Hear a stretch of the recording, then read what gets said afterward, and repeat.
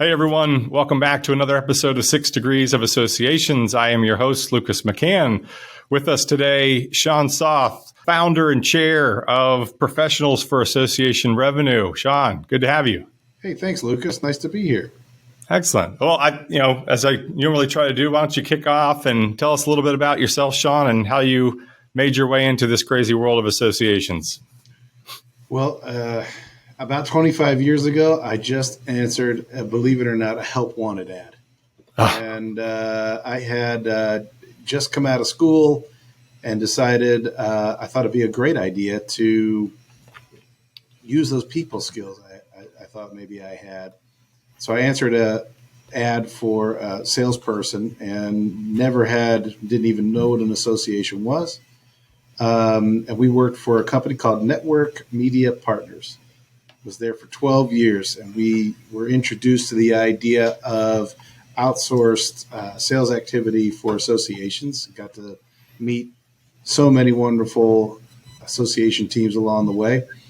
And since about 2011, I've been out on my own, working through a number of different associations. Had the great pleasure of starting and helping to lead the Society for Clinical Research Sites. So that's my passion. I love life science, and I've been doing it ever since. Awesome. I guess I didn't realize how our stories may have paralleled a little bit. I mean, it was sort of a help wanted ad that drew me in as well, just over a couple of decades ago. And it was like, what is an association? But this idea of selling seems fun. I could talk to people, and I found out it was essentially the warmest leads of all time. I wasn't picking up the phone book. I was picking up a phone book, but it was like a curated phone book of folks who really had a need for something already. They teach you like all that qualifying work, right? And that's what associations have, this remarkable opportunity. They have an engaged audience. And I think one of the things that I remember about that ad is just I'd taken I tell my kids this all the time. I had gotten this job with a marketer, and I went out and I spent all the money a college kid has on a new suit. And the finest. Yeah. I had these loafers on, and they were like, we're going to go out and meet our clients today. And I said, this is amazing. It's like my first day going to be on the job. I get to go meet with customers. But what they didn't tell me was those customers were in neighborhoods, and we were going to be selling coupon books. That was the type of marketing that they were working on. So I had lots of questions when I answered the next job post, the next ad, and I'm glad I did. I worked with some remarkable folks at Network Media Partners all those years ago, and still great friends today. Yeah, I in leading up to this second sales job that I had, it was a little bit like that. I did all this prep work. I'm reading the books on how to sell and how to open the doors. You want to be good, right? Your craft, and you pick up the phone and, hey, Sean, it's Lucas McCann calling on behalf of your association. Just want to tell you about some of your benefits. And they go, sure, Lucas, go ahead. I go, whoa, I wasn't ready for that. I was ready to kick down this door and really overcome obstacles and do all this stuff. And again, you had me right there, because I had the expectation that this was going to be really, really difficult. And just I had this sort of and this in on the value prop that they had already bought, and so they listened, which was nice. It's awesome. I think that's, people talk about secret sauce. Those are some remarkable benefits of working with associations, and sometimes I think teams don't recognize how wonderful they are at engagement. And that is why membership teams and business development teams and event teams, they all need to understand and work together on the work ahead, on the strategy that they might have for the year ahead.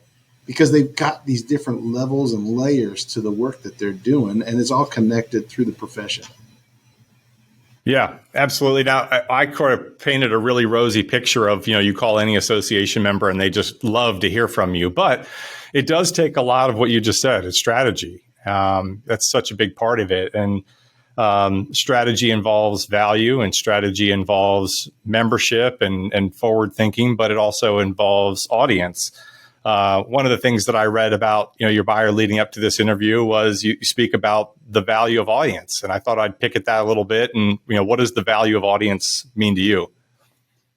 Well, just with association business development, particularly in the non-dues categories, you hear a lot about encroachment in the marketplace, not only for other associations, but perhaps their publishers or even the clients that we're trying to sell to themselves.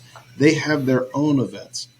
We have a member for PAR who has this giant conference, and one of their exhibitors hosts a conference equal in size. So you've got this unique pressure for value proposition and customer acquisition in the market. And what associations have is this remarkable audience value. Even if we're talking about membership and only membership, that's just one segment of their reach. There's also the attendees who maybe do or don't join. And then there's this greater sort of, we call it the universe in the profession that maybe the association is guiding or being that sort of North Star for the work in the space. And so this audience value that associations have is quite measurable.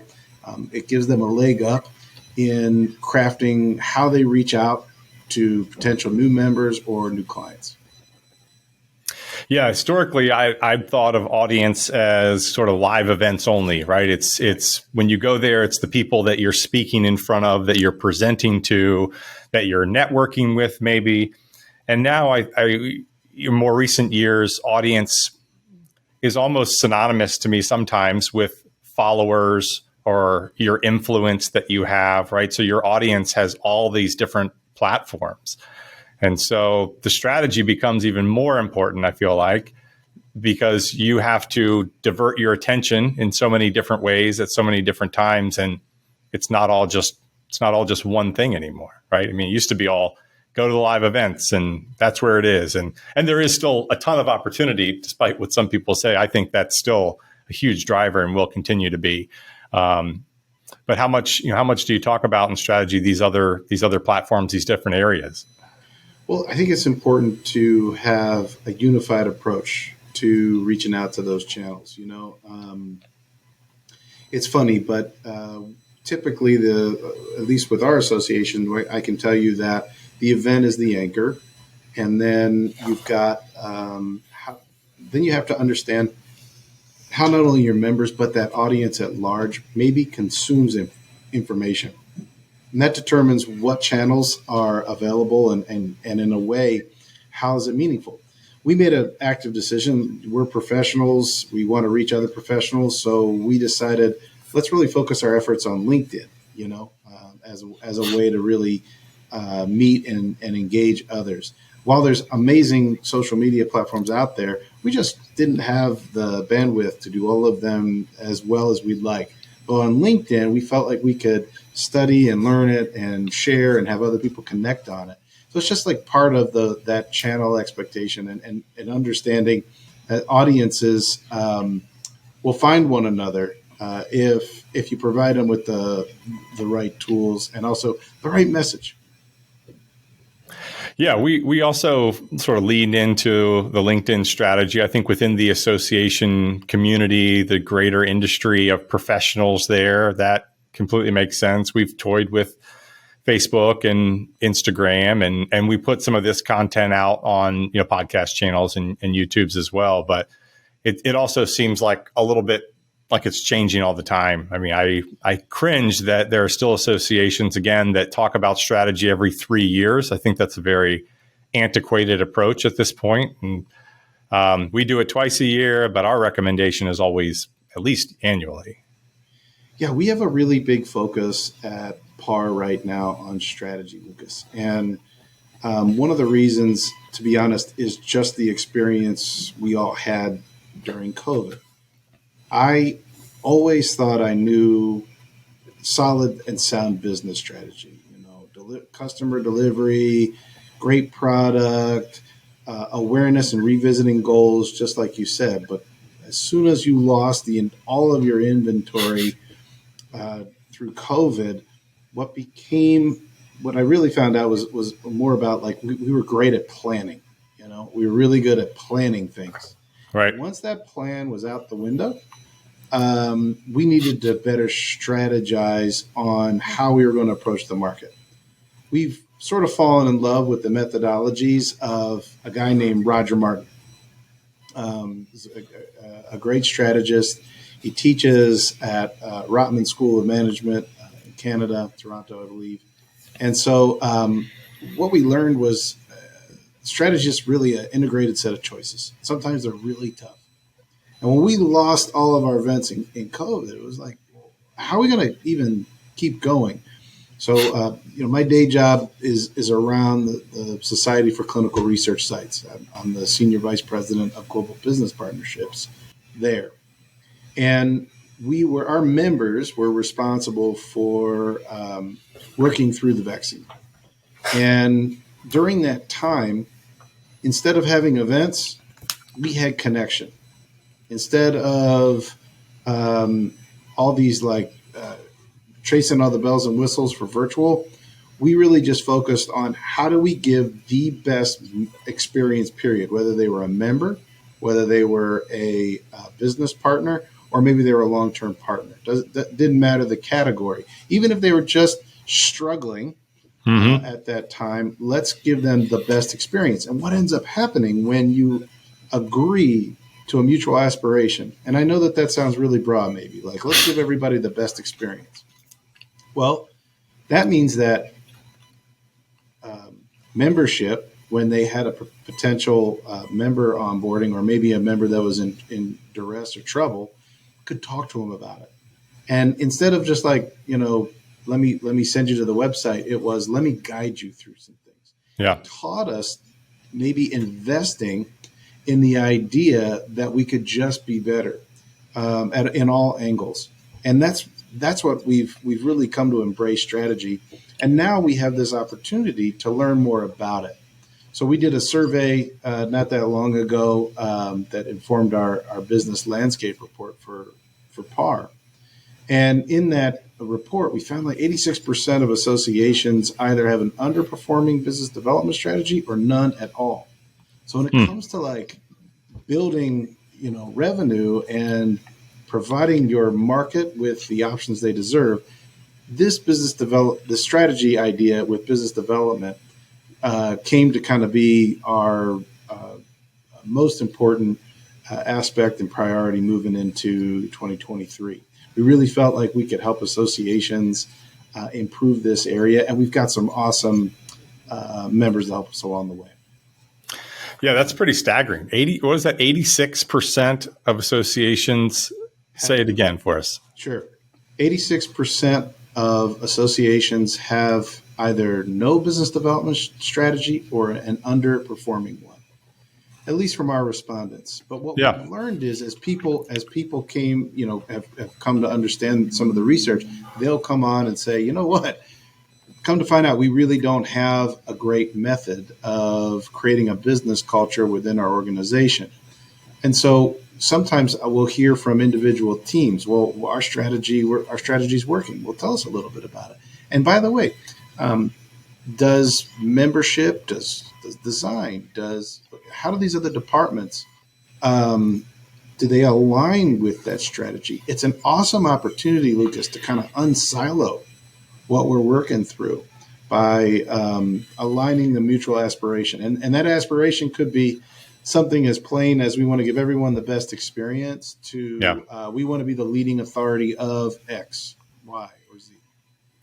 Yeah, no strategy obviously is the worst strategy. But I would even suggest a close second is the same strategy, right? Yeah. Just coming back year to year. Well, it worked last year. Generally, let's tweak a few things. Let's assume, a 5% growth standard this year. And, gross, okay, great. You just kept up with inflation. Good strategy. Or in some years in the past, you've actually fallen behind.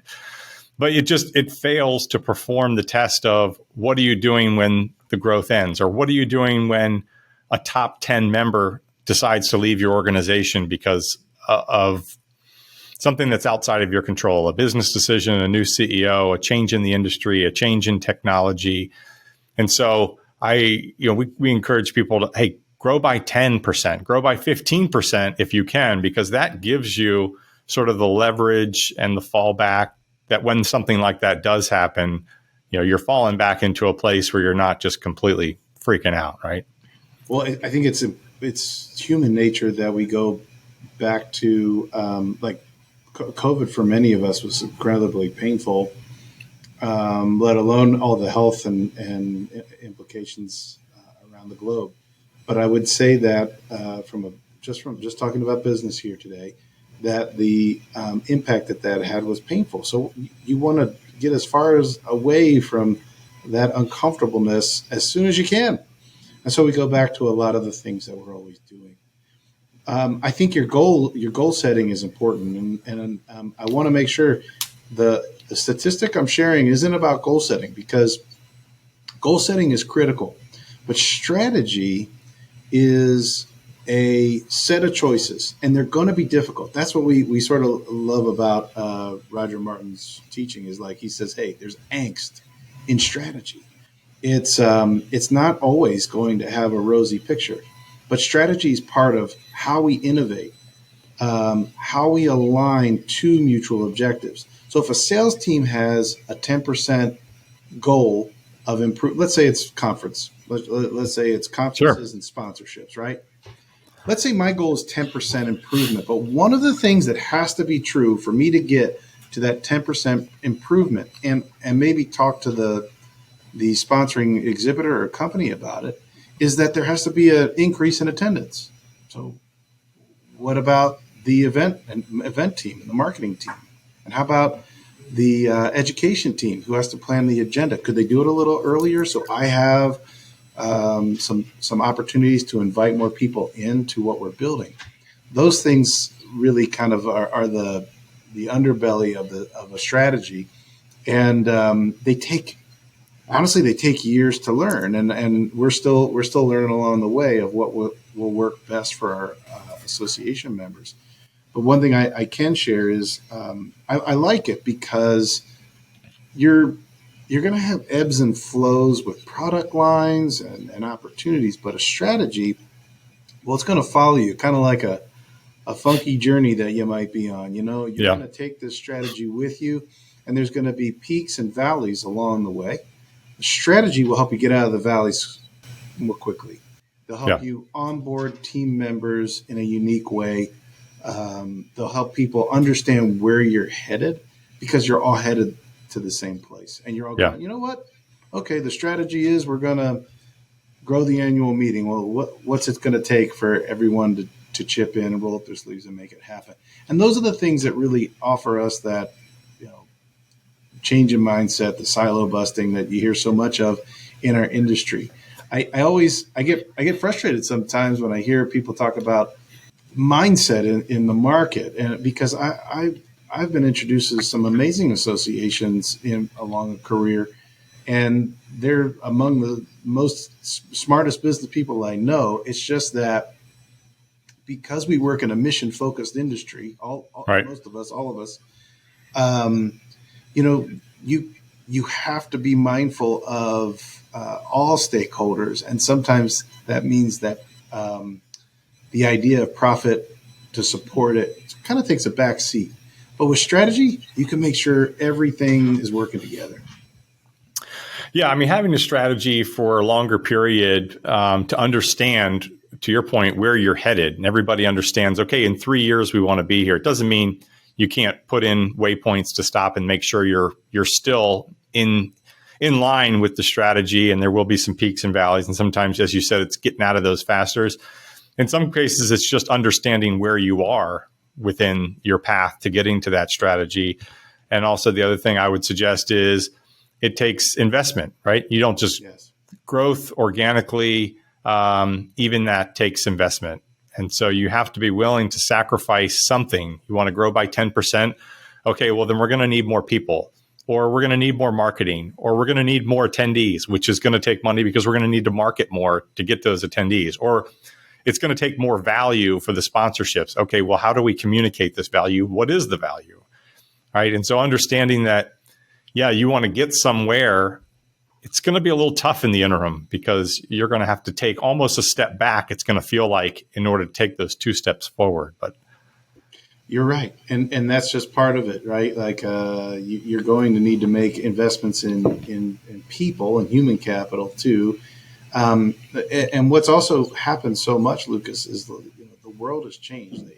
Someone asked me, hey, do you have a sales training, competency model that you can just provide for our team? And the reality is that sales has changed so much. The idea of sales, even the word sales, is that you don't see it too often anymore. We're all in business development or business relationships or customer management. I mean, there's so many different ways to skin it.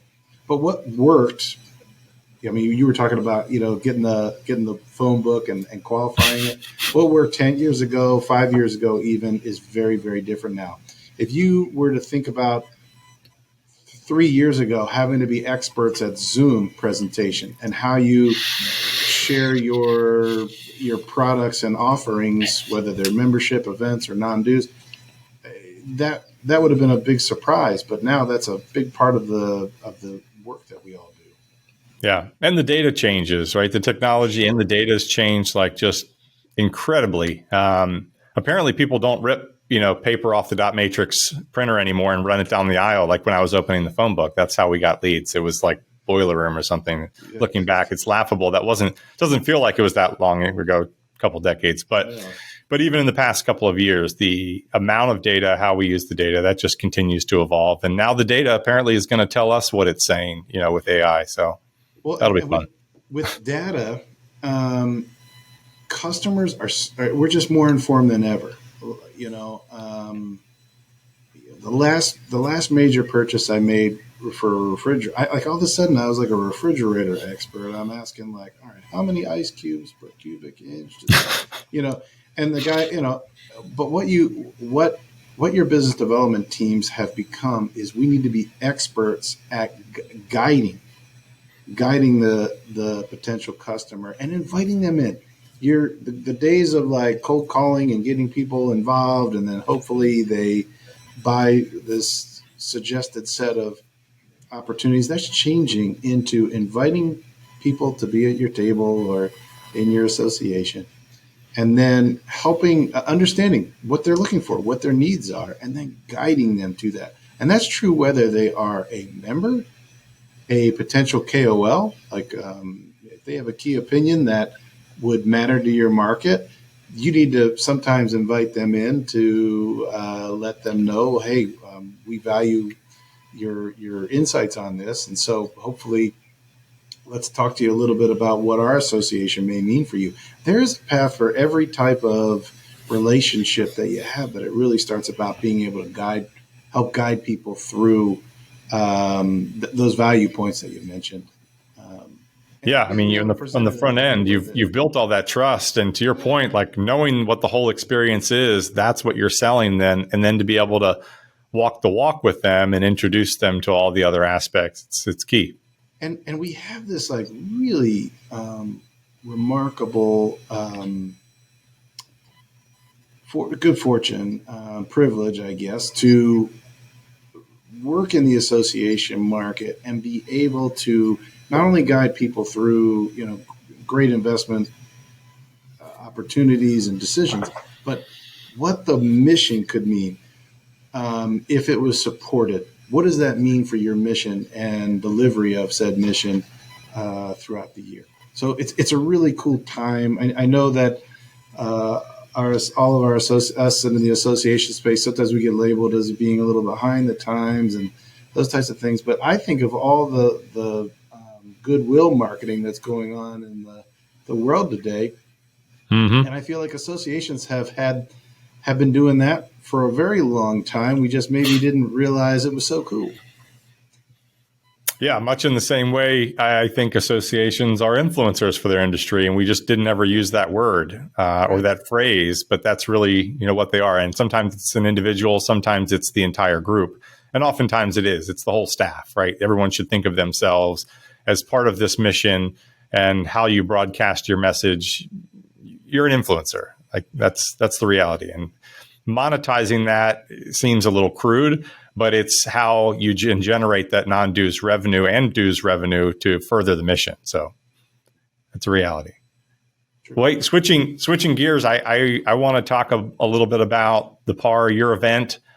And you can go into a little bit of the history real quick, because I believe that got launched during COVID. Maybe not the best time for a brand new live event, but it's, you've gone through it last year. It's gaining traction. Like, tell us a little bit more about that. Thanks, man. We're real excited about it. A few years ago, I had come off a series of, I love attending conferences. We love, I think you and I were talking, we sort of we're on the world tour every year, That's it. Yeah.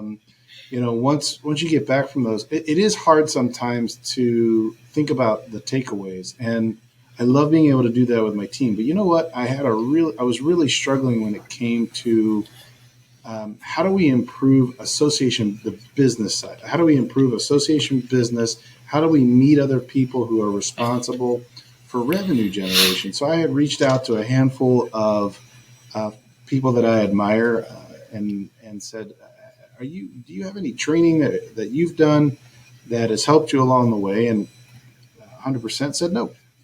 And so we said, well, what if we, sales training does have a remarkable weight to it. There's some incredible communication skills and some just awareness of everything from your executive presence to how to help know where a customer is and the decision making. There's lots of value to that, but there was nothing that kind of combined it with how associations need to be responsible for their revenue health, and what even if they were to change, 5-10% improvement across the board, what were the opportunities and doors that could open for them if they did? And so we came together in 2019, and we actually built out the survey that I was mentioning around that time, with the goal of having an event sometime in 2020. And of course, the pandemic had other plans. We launched PAR in 2020, and it is a for-profit member association, and people join it. We have organizational and individual members from all size organizations. And the idea is improving association business so that we can improve our revenue health and just deliver missions with a little bit more gusto and a little bit more cushion than maybe we had ever thought of before. Yeah, what I like about the group, and many of those folks, in looking at your attendees and exhibitors from years past, and I assume a lot of them are returning. Looks like from some of the stuff that I've seen, looks really fun and a great group. But what is just the diversity? You talked about sales training, right? So again, let's roll the clock back 20, 30 years. Sales training was business to business, person to person. Over the phone, in person, let me sell you this refrigerator, right? That was a lot of it. Show you the product, touch it, feel it.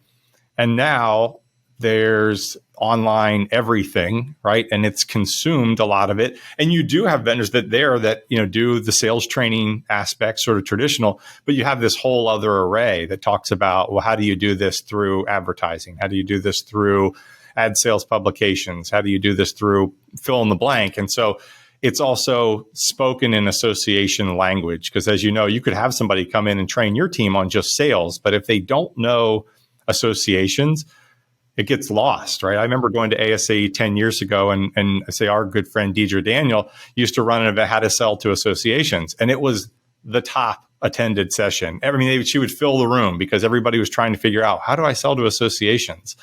Well, number one, you have to be able to understand mission-based selling. You have to understand their language. What is non-dues revenue? Our audience knows that here, but it's not necessarily a thing to the outside world. It took my wife 15 years to figure out what non-dues revenue was. So, but just the diversity of that group, I think you've done a great job putting that together, and I assume that audience continues to grow, and you get more sort of perspectives and different tools. we've been grateful. It's been a lot of fun. We learn, you learn by experiences, but then also from each other. And there are some remarkable associations in the market, and they do an incredible job of leading the way. For us, what we wanted to do was to give revenue producers a home, and those responsible for revenue production. So we have everyone from the C-suite, usually down to a director level, and those are the folks that are involved in the revenue production. But I would say that this year, which has really been fun, we've got a lot more teams. So a lot of organizations are sharing their teams and joining as a team or attending Rev Up. The conference is called Rev Up. That's our annual meeting. It's over 2 days this year in Annapolis in December. And it's a perfect time because just as the year is starting to calm down, it's a good time to evaluate how are we looking ahead? What are the ideas that we can implement moving into next year? And we have 3 tracks. So it's lead, learn, and earn. And we feel like, and our survey earlier this year really hit it on the head. We really feel like 21st century leadership does require an awareness of this role. I remember years ago when I was with Network, we had this big industry survey, and what came back, they called us like low interest. Revenue producers as low interest. Well, I was hurt by that. Okay, because on the surface, that does sting. Yeah, because I thought to myself, do you know how many what job creation would look like without that revenue stream? Do you know how much a revenue producer expands the market as they engage new business partners, as they talk about sponsorship opportunities, as they introduce those? Stay with me on this one, and I know you will, but like for the audience listeners, it's like, do you know the size of the audience of your business partners? We talked about a member of ours who has a exhibitor that has their own conference that is as large as the annual conference.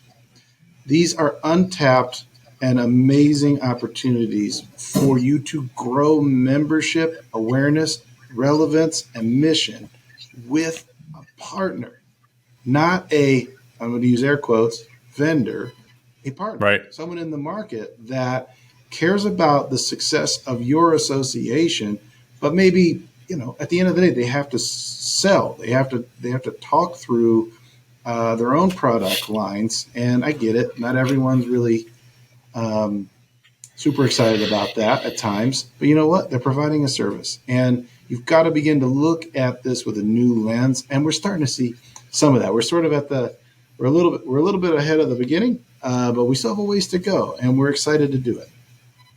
Yeah, I think there is this mentality, and I'm reading something currently that talks about the historical influence of just the words that we've used in this country and maybe around the world, but has ingrained competition everywhere. Right? We're always competing for something, and almost that it's a good thing. I mean, even if you think like CEO, like Chief Executive Officer, right? That's like a military term, officer, and so it's. The point is to always be in competition with somebody, right? Beat your competition, be better, look about their pricing and all this. And the idea is, well, instead of leaning back and trying to look at the landscape of the battlefield, like maybe lean in and create that partner. And that can have more growth than going to battle where we're probably both going to lose to a certain degree. And we're going to spend a lot of resources trying to figure out what the other one's doing and to go in and best each other when really, the better together mantra is the answer.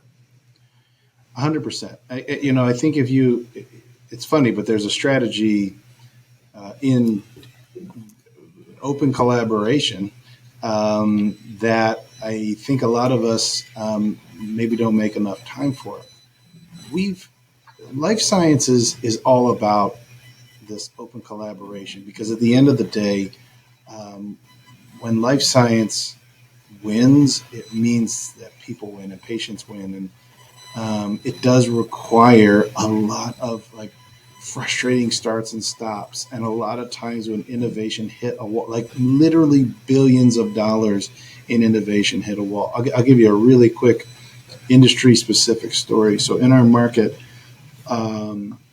we had CVS entering the market, which was huge. CVS provides access to these an incredible amount of people who need health care and people who maybe don't have health care. And for life science, for clinical research, the ability to reach population that maybe is like the only health care that they have in a 30-mile radius is their local CVS. That's pretty amazing.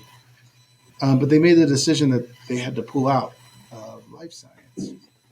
And so, and it had a lot to do with cost. And there was this wonderful post that one of our friends and leadership posted about how important it is for CVS, even if they market that as a failure, that it wasn't. It was something that we all learned, and what could we do to improve upon it? And I got to be honest, if organizations that large are teaching us these great lessons, and we're doing it in the context of a mission-focused, association space, there's a lot of opportunity there to learn and grow from each other, even when, someone swings and misses. It's okay. It just means if you have a good strategy, that's part of your strategy. Sometimes you're going to swing and miss. I don't know that I've ever met anybody who's won who hasn't lost, right? I mean, how else do you get there but learning? I mean, you could read a lot of books. You could sit around and watch a lot of people fail, but sometimes you just got to take a swing and miss. That's fine. I think it's the best way. Those are the type of scars you remember and implement immediately and probably the best ways to your own strategy. For sure. So how can folks find information on PAR and the event coming up in December? Well, I appreciate it. It's please go to our website. It's mypar.org, mypar.org. We have open invitations every single month. We have incredible workshops. This month, next week, we've got a negotiation expert talking to us about ways to negotiate, from everything from the way that you position your offerings to creating mutual success. And then we have a TEDx amazing speaker coming to us later in the month. He's going to talk about the power of story. That's Park Howell. He's going to be talking about that. Anybody. We're trying to raise all boats and invite folks in. So please take a look at that. Our event is the Rev Up Summit.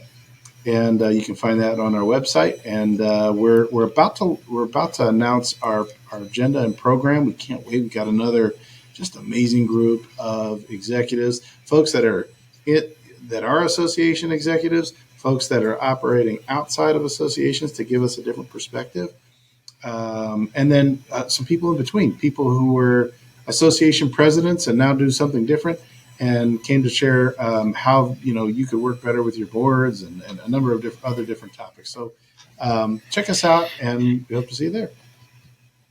Yeah, I hope to be there as well. I mean, good choice on Annapolis too. Like, that's a really cool city and driving distance for all of us in the DMV area. No excuse not to come check it out. So I encourage people to do that as well. So as I often do here, Sean, and I gave you a hint, we were doing this at the end. Do you have somebody that you could recommend that our audience would benefit from hearing from? Yes. I'm gonna share my friend and someone that, like, I don't think I have a call with Colleen where I don't learn something. She teaches me, like, we could have had the lesson.